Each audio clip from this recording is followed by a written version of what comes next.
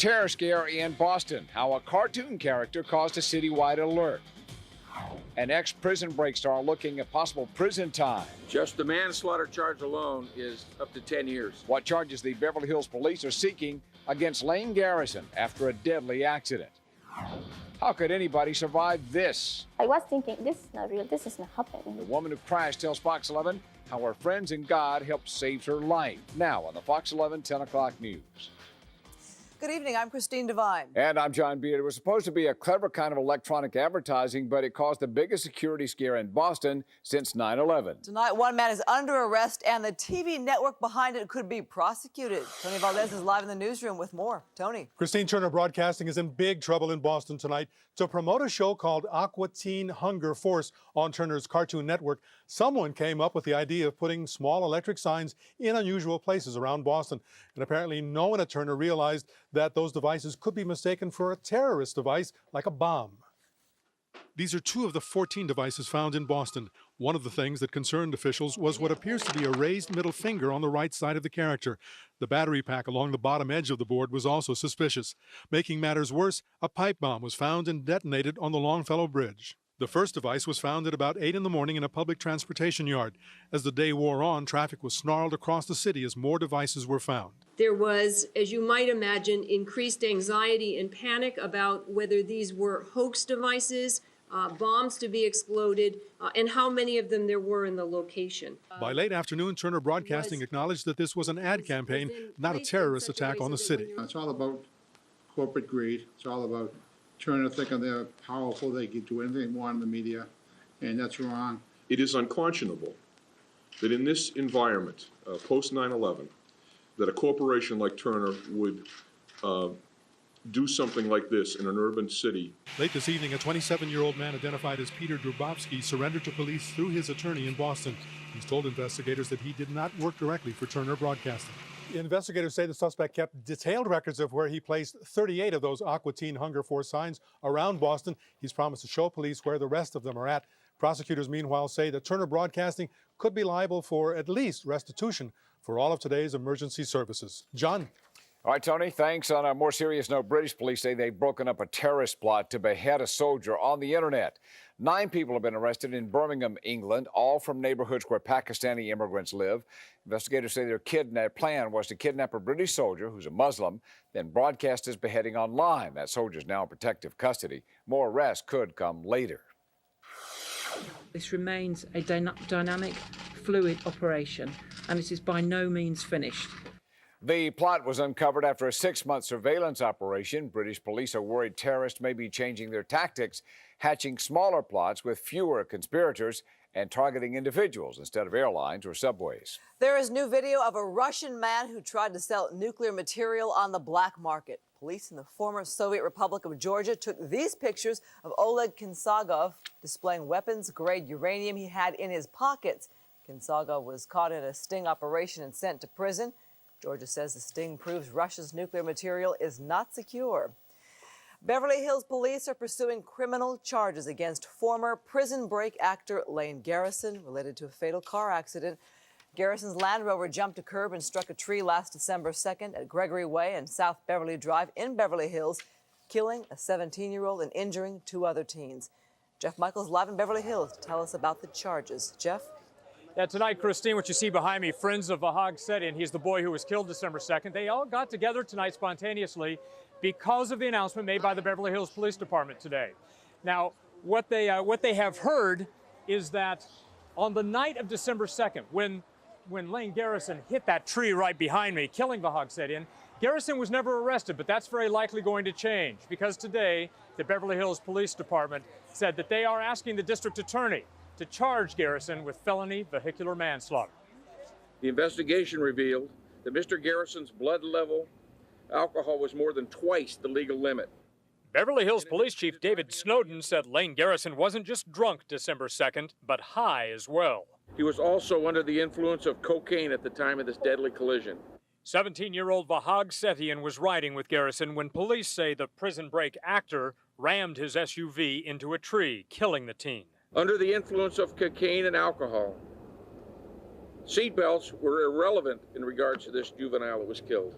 Also in the car that night and injured two 15-year-old girls. Detectives charged the 26-year-old actor met the teens at a party where he had been drinking, then took them along to a store to buy more booze. They left one store that turned them down because they won't sell alcohol to anybody after 11.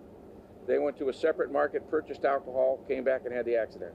The probable charges against Garrison: gross vehicular manslaughter, driving under the influence of alcohol and drugs causing bodily injury, contributing to the delinquency of a minor. We haven't even been shown anything. Defense attorney Harlan Braun was surprised Beverly Hills police didn't notify either Garrison or him of the charges before going to the media.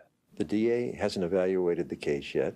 It hasn't been filed in court, yet they're coming out and announcing all kinds of facts and theories that really haven't been tested in court, have not even been evaluated by the DA. Harlan Braun and the police do have different theories. For example, Braun says that Garrison actually met the three teenagers at the grocery store. Police say no, that's not the case. They met at the party. Also, Braun says that because the SUV was involved in an accident in October, it may have had mechanical difficulties. Maybe that is why it crashed into the tree. Police say no, they checked it out. It checked out just fine. But one thing the two sides do agree on. They agree that in just a few days, when the district attorney decides on the charges, Lane Garrison is already planning to turn himself in to be arrested. Reporting live in Beverly Hills, Jeff Michael, Fox 11 News.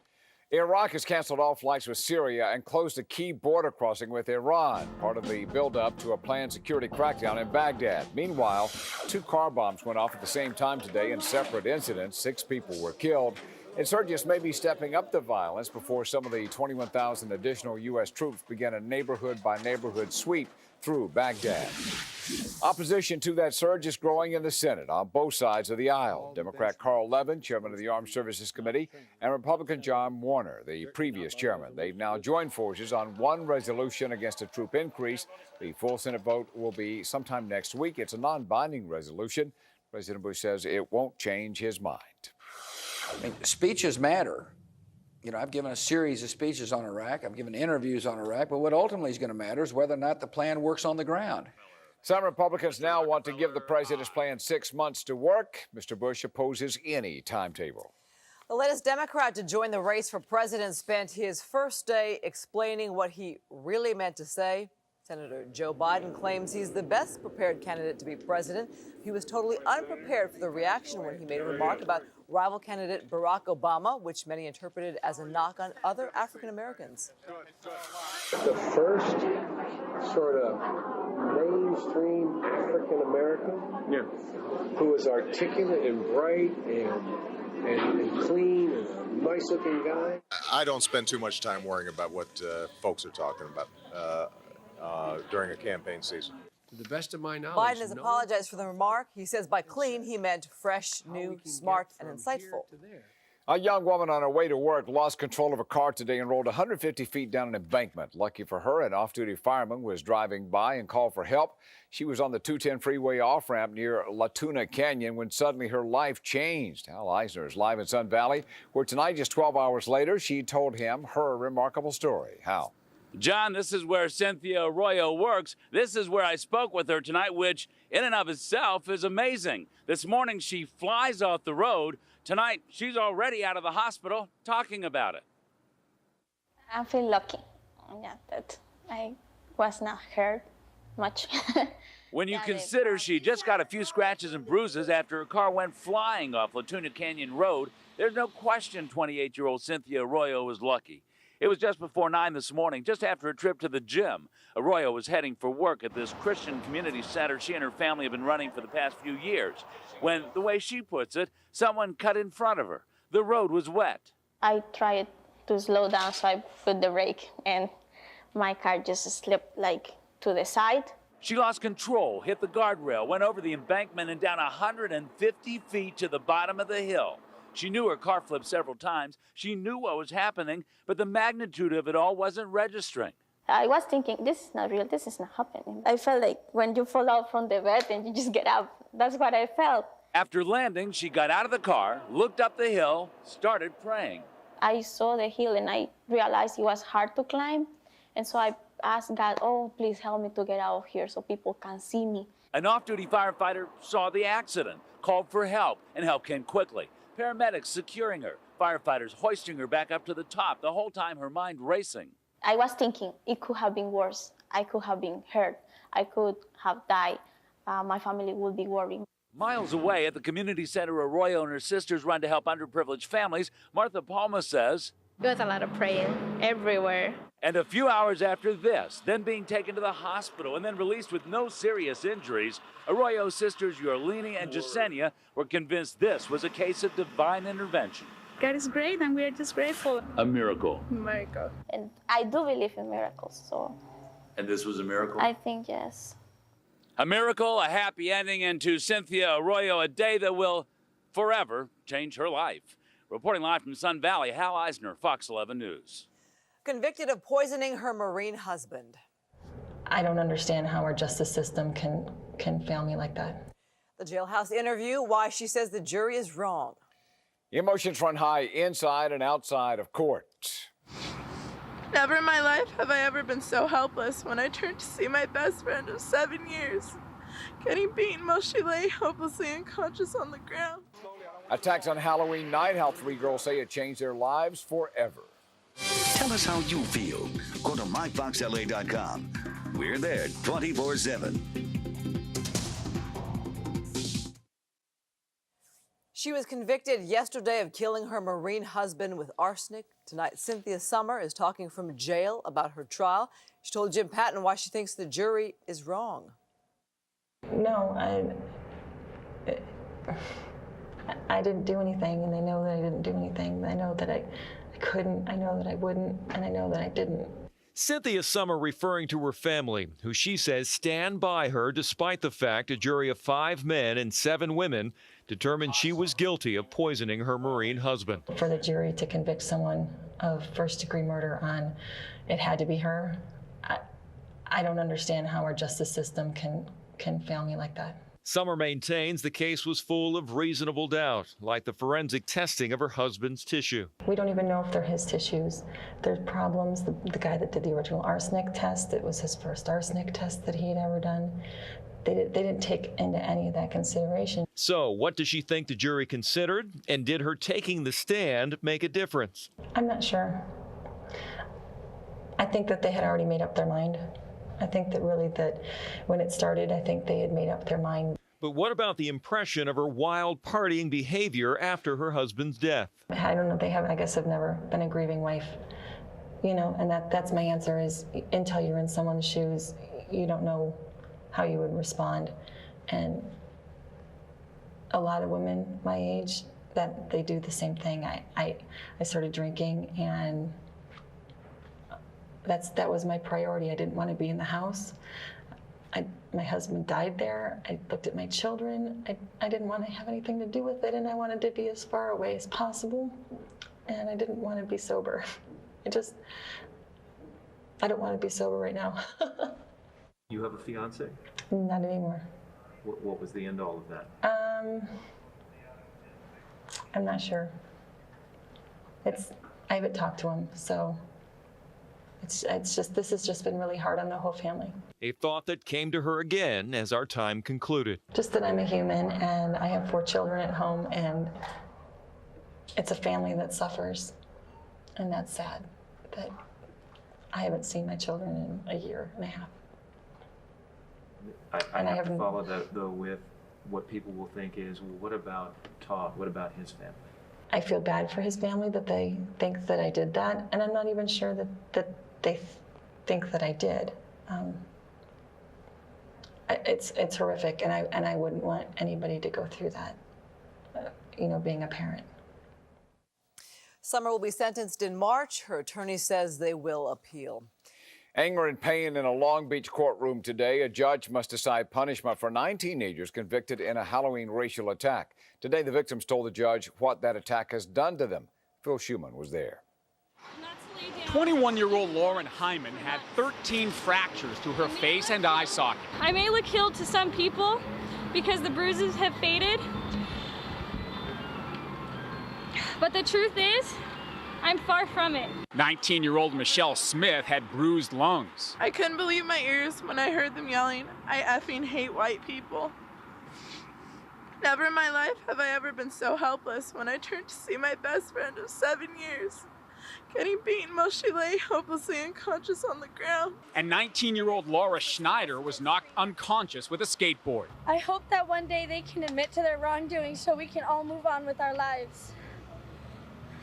I'm never going to be able to put this behind me or have some peace until the people that hurt me take responsibility. The three young women, their families by their sides, spoke after giving victims' impact statements inside juvenile court where cameras are not allowed. All this 5 days after the controversial convictions from the so-called Halloween night hate attack in Long Beach. Up on that 5th floor courtroom, some of the teenage defendants paid close attention as the three victims spoke. Others seemed to gaze off into the distance.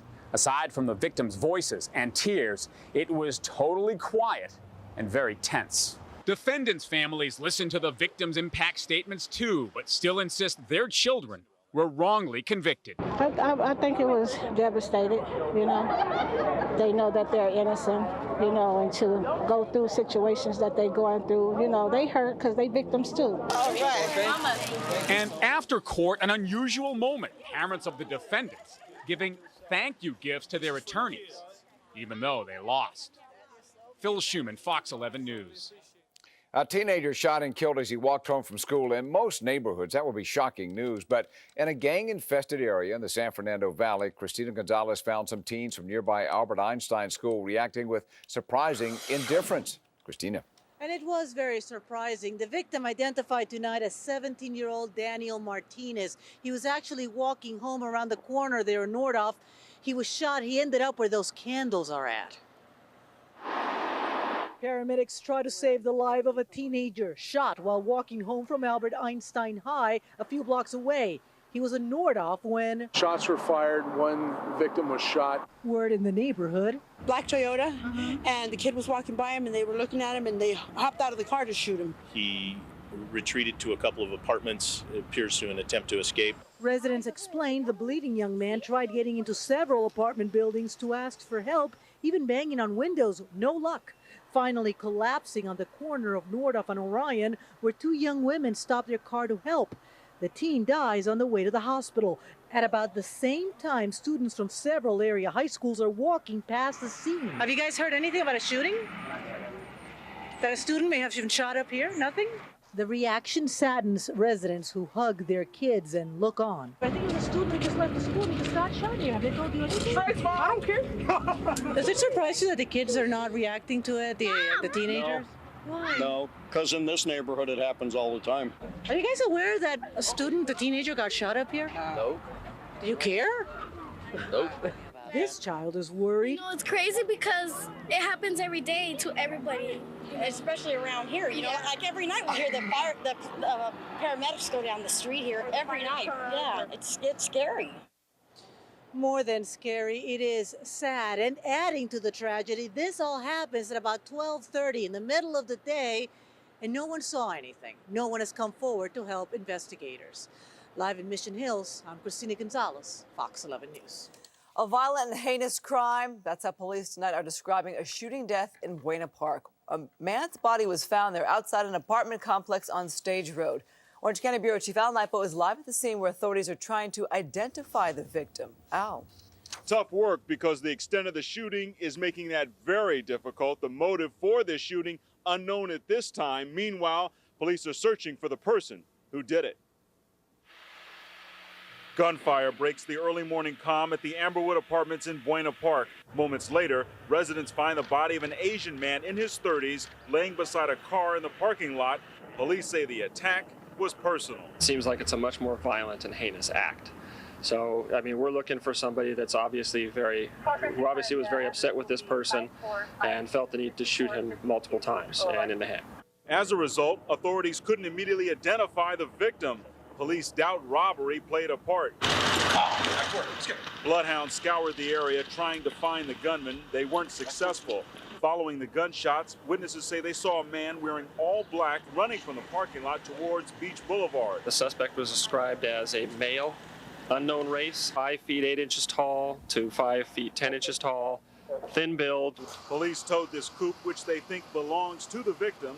They're hoping it might yield some evidence leading to the killer.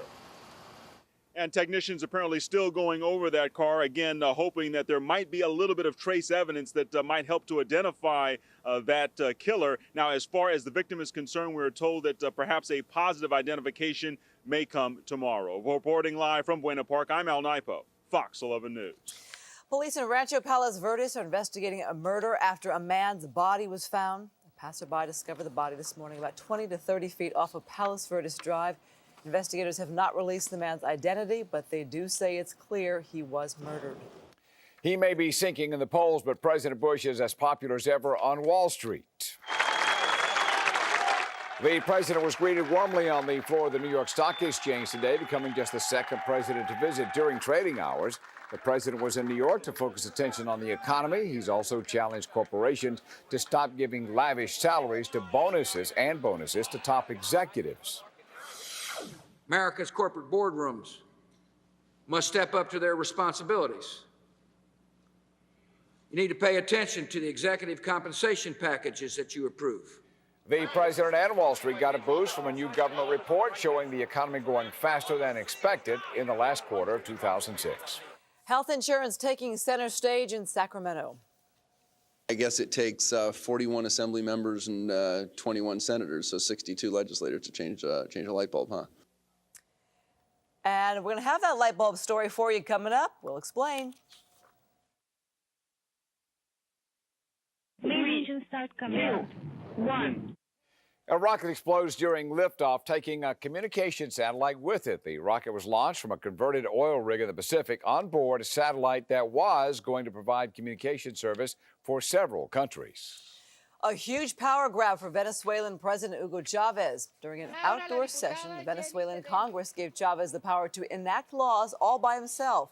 Chavez plans to use the new power to raise taxes on the rich and put the oil and natural gas industries under state control.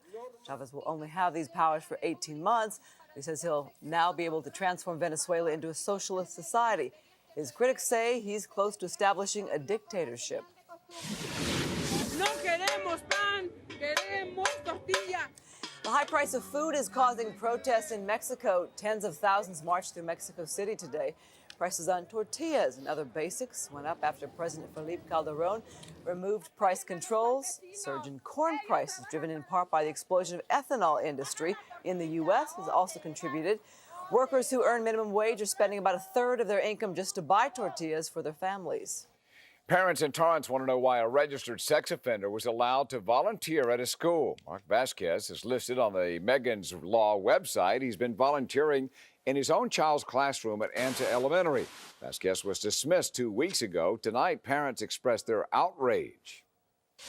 And I'm so angry at the fact that our children, every time they went to the bathroom, every time they went to the nurse's office, their bodies, their lives were at risk.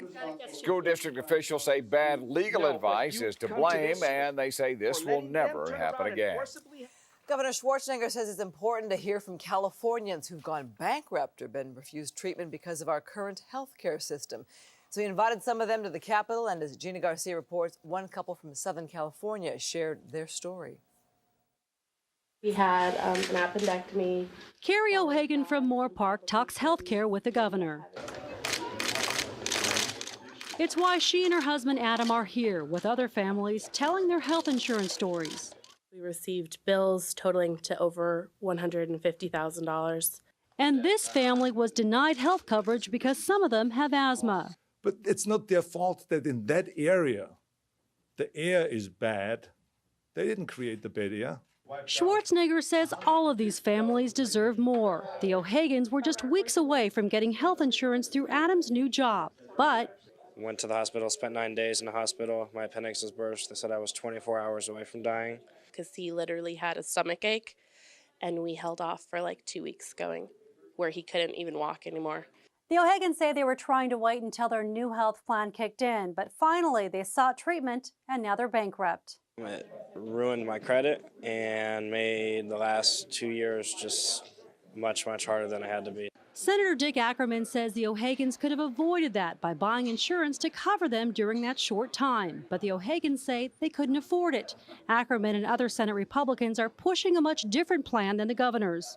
Some people have to take some personal responsibility. We can't take care of everybody. But the governor disagrees. We must make sure that the insurance companies cover everybody.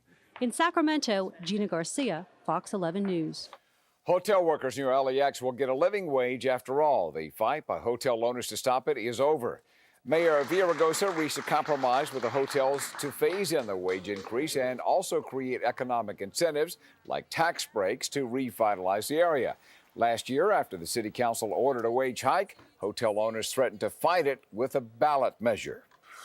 We had a decision to make. Do we engage in a costly, divisive ballot fight, which would tear our communities apart, or do we come together and work together for the common good? I can say unequivocally, we made the right decision. The city council quickly approved the compromise, but some called it a bait and switch. This deal guarantees that no other private businesses in LA will be affected. The richer you are, the better sex you have. That's according to a new study of high net worth individuals who claim money enhanced their sexual experiences. And according to the study, rich women are enjoying sex the most. The survey studied 600 people who make more than $9 million a year. That's a lot of money. 84% of the women said having more money equaled having better sex. The number was lower for men. Only 63% of them agreed. What is the threshold number, though, for the enjoyment to begin? Well, you're above it. You're above it. You think so? Yeah. Oh. Although you may be the exception. There's a bizarre thing happening. John Beard, earlier tonight, you sounded fine, Yeah. and now you sound... I don't know. Last hour, my voice went. He's been fighting this all week. Yeah, big cold. You need the Mark Thompson voice therapy, but... I can't afford that. You certainly can't. All right, let's go to Yosemite. Yes, Yosemite. It seems like an odd place to go, but they did get some snow, but oddly not enough for even many of the regular sort of wintertime activities to continue, like the horse-drawn sleighs, and the backcountry travelers are commenting that there's just not a lot of snow up there. Now, snow's important for so many reasons up there, but even just the park's tourism is dependent on snow. And of course, the waterfalls that will come as the snow melt generally happens during the warm weather, they'll be dramatically affected by the lack of snow. We've had isolated mountain showers. It has been a dry January thus far, and of course, it's been a dry winter thus far, not only at Yosemite, but here at sea level as well. This month, just 1900ths, the average January, 3 1/3, season to date, 1.5 inches. The average to date, just 7.12 inches. So we're 5.5 inches, slightly above 5.5 inches below norm, if you will, the average that is made up of those varying winters. Look at this wintry weather in the southern Mississippi Valley. Back to the west, of course, this is a low center that has produced these showers, unstable air, some areas of thunderstorms. What to expect? This will move off to the east. It'll be replaced by high pressure tomorrow. There'll still be just enough instability around for there to be leftover clouds. Partly sunny, we'll say. Increasing offshore breezes, though, means warm and sunny for the weekend. It should be very, very nice. So forecast will be for fog, clouds, cool tonight, lows in the 40s. Tomorrow, morning fog and cooler. That is cooler than we have certainly seen. Temperatures in the 60s. And isolated mountain showers may continue, for particularly the first part of the day tomorrow. But look at the weekend. It warms up so substantially by Sunday. Even at the beaches, we should see some 70-degree readings by Sunday. Nice. And then finally, the valleys in the IE. Now, there's some hints toward the middle to latter part of next week. Some big weather changes here, but certainly in the short term, things beginning to clear out. So that's clear and warmer. And I hope that's the forecast for your throat as well, sir. So do I. Would be nice. Okay. All right. Thanks, Mark. Well, a push to ban traditional light bulbs throughout California. I guess it takes 41 assembly members and 21 senators, so 62 legislators to change a light bulb, huh? No worries, you won't be left in the dark. How some lawmakers want you to light your house. Harry Potter, he's not exactly the kid wizard anymore. Here's the picture to prove it, why he's bearing it all. Singer Courtney Love has spent time facing a judge, but will she soon be one on American Idol? Love says Idol's executive producer called her and asked her to appear on the show. Another source told Us Weekly that Love might even replace Paula Abdul.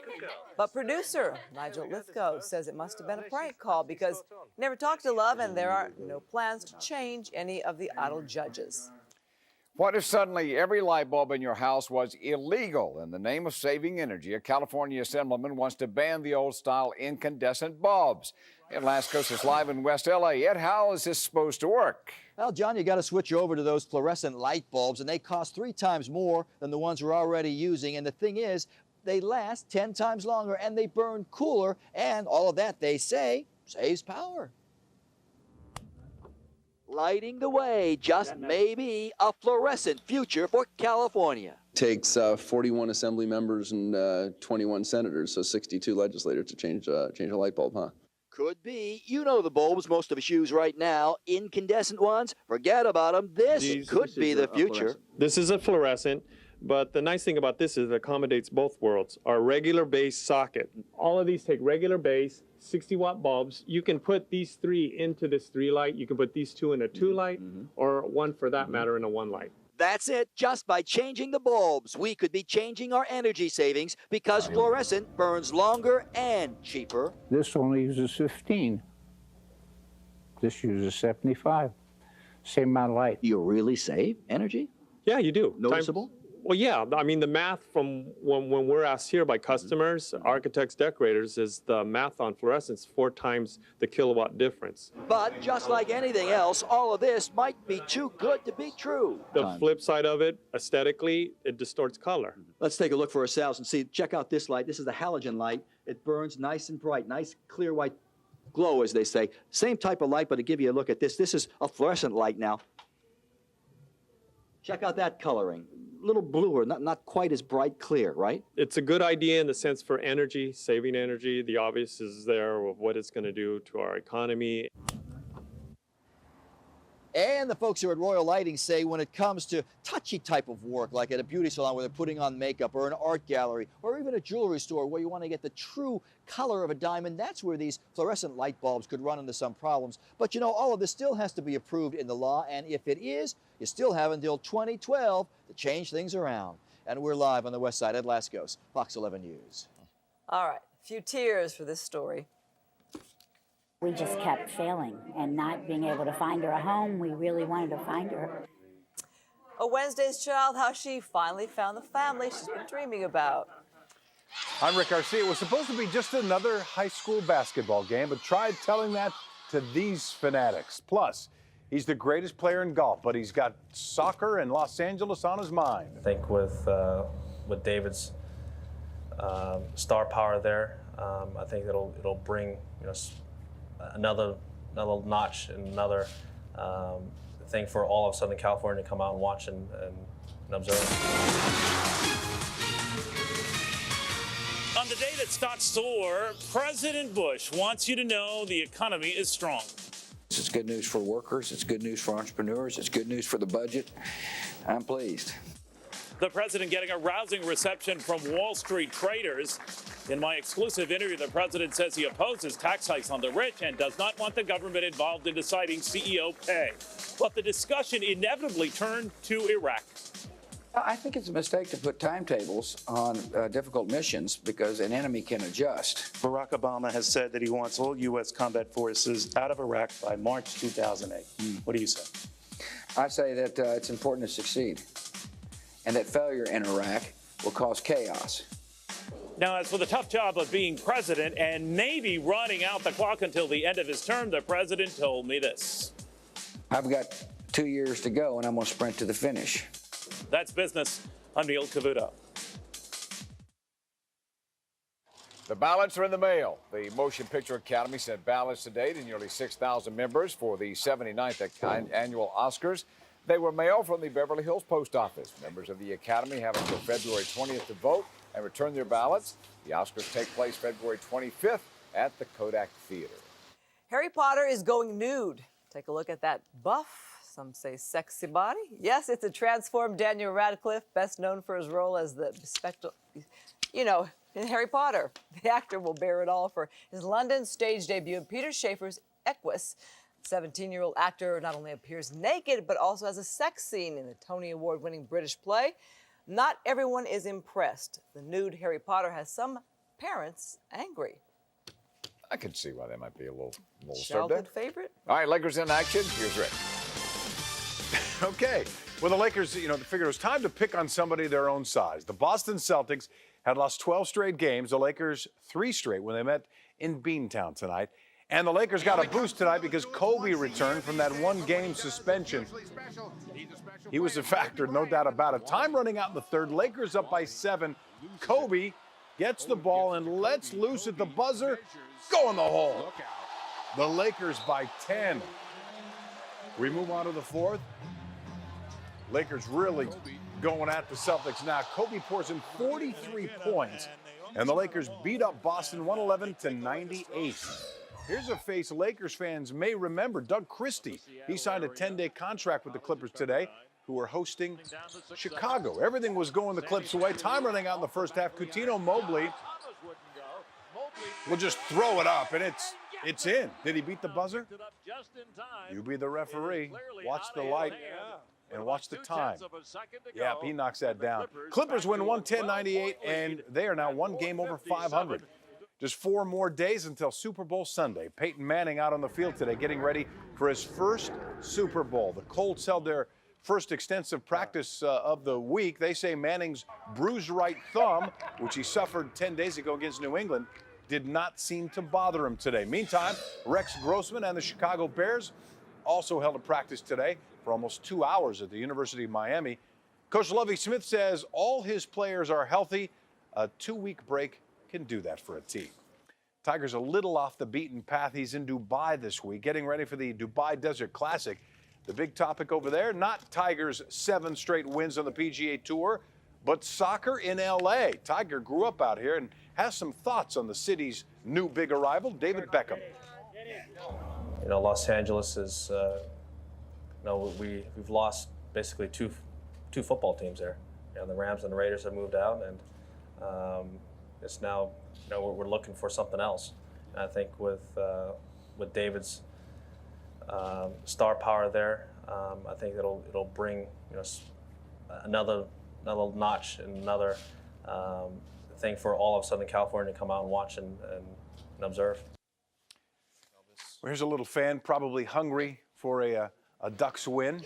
The Ducks were hosting Phoenix tonight. Third period of this game, they're tied at 1. Ducks applying the pressure. Andy McDonald's going to break through and knock one in. Anaheim holds on to take this one 2-1. A frightening scene at the end of a high school basketball game. This happened last night in Milwaukee. Fans stormed the court in celebration after Bradley Tech beat Bayview. Within seconds, fists were flying. Police jumped in to try to separate the fans. 10 people were arrested, 4 officers and 2 students were injured. Presenting Sports Oddities. They're down, Chicago Bears. With every play, clear the way to victory. They're down, Chicago Bears. See, American Idol didn't have this. These are Chicagoans from all walks of life singing the Bears fight song, Bear Down, Chicago Bears. Some singing better than others. I don't know if it's going to help. They're 7-point underdogs. We'll see. Yeah, we'll see. All right. Thanks, Rick. Christine. Proof Wednesday's child is working. Tonight, an adoption. A 13-year-old girl in foster care most of her life finds a family forever. Say what's up to my girl, Shayla. This is Shayla on Wednesday's Child. We met at Power 106 radio station with DJ Kool-Aid. We're just saying goodbye. We're just saying so long for now, okay, Christine? That they will adopt Shayla. This is her in November on Adoption Day. It's kind of like a celebration of a wedding where the family gets together and makes a promise to each other, a commitment for life. Shayla signed the papers accepting Kenneth and Suzanne as her parents. What told you that this was the right move? I don't know, it was like something inside of me was like, just take a chance. Shayla has been in foster care since she was 3 years old. The adoption had the judge teary-eyed. We just kept failing and not being able to find her a home. We really wanted to find her. And we did. We did. Shayla now has a big sister and a little sister who is also adopted. She's in cheerleading, is a musician, and in the choir. Mom and Dad wanted an older child. When they're 22, they need a place to call home and come home and, have Thanksgiving dinner, have Christmas, And I think that's one of the biggest things for me was to do that. Meet the Wednesday's Child team. This is the oldest child, that I had to match. And I kind of believed in the past that they're too old, but they're never too old. It includes supporters like DJ Kool-Aid. She's a strong individual and she's got wonderful, committed parents. I got to talk to the parents and they're committing themselves to her life. So God bless them and God bless you guys for doing what you do. It's unreal. Wednesday's Child is sponsored by the Freddie Mac Foundation. And I applaud Shayla for coming forward and sharing her story. Kids like that are out there. Absolutely. Already looks like a nice family. Great family. All right, also an overdue congratulations to the new director of the LA County Department of Children and Family Services. Trish Plone was appointed in September. Social worker since 1979. She is the first director to come from within the department. Congratulations, Trish. Absolutely. All right. Well, a competition, thousands of feet in the air, dozens of paragliders take flight. The amazing sight in the skies above Mexico. And here are the numbers in tonight's $19 million Super Lotto Plus drawing. 7, 14, 17, 18, 32. Your mega number is 21. The winning Fantasy 5 combination is 5, 9, 16, 19, and 20. Today's midday daily 3 numbers 6, 0, 8. The evening daily 3, 3, 3, 8. And the results of tonight's Daily Derby.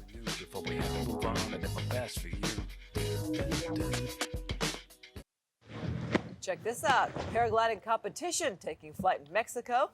The Monarca Paragliding Open is set to run for 6 days, with professional competitors making daily flights of over 34 miles in order to win. The competition is based in the Valle de Bravo, a 2-hour drive out of Mexico City, and a world-class paragliding destination. Over 150 pilots from across the globe are set to compete. Oh, beautiful. Looks like fun. Yeah. Tomorrow on Good Day LA from the new comedy series Rules of Engagement, Patrick Warburton and Oliver Hudson. That's tomorrow morning 7, following the Fox 11 Morning News. Coming up next, The Simpsons.